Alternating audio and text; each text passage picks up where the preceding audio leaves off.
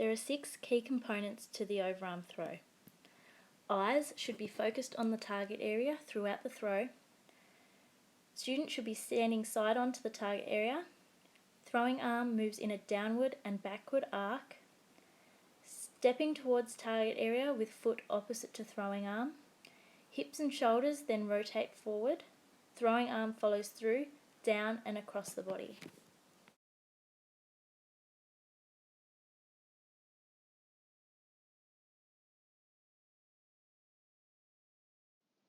When comparing the non-preferred throwing arm to the preferred throwing arm, there are a few obvious errors.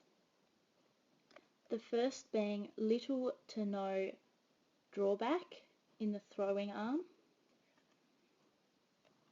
As you can see on the non-preferred side, the arm doesn't draw back in a down and backward arc.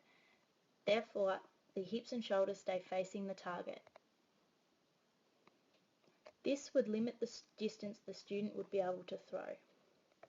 Another error observed is the throwing arm points to the target after the throw rather than following through, down and across the body.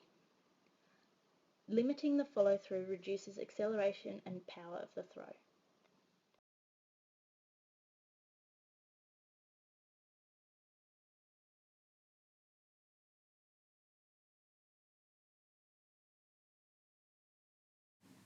To throw a long distance, there must be force behind the throw.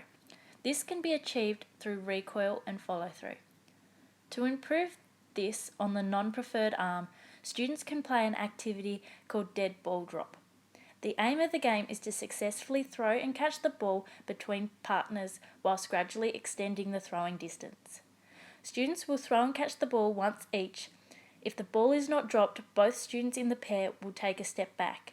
If the ball is dropped, both partners will take a step back in.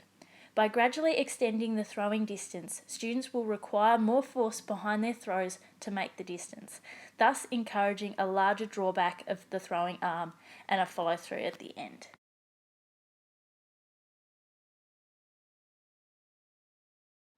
After practicing the skill improvement activity on the non-preferred throwing arm, you can see the improvement in skill execution. Arm now rotates back fully, turning the shoulders, and after the release, momentum is moved through the hips and shoulders as arm follows through down and across the body.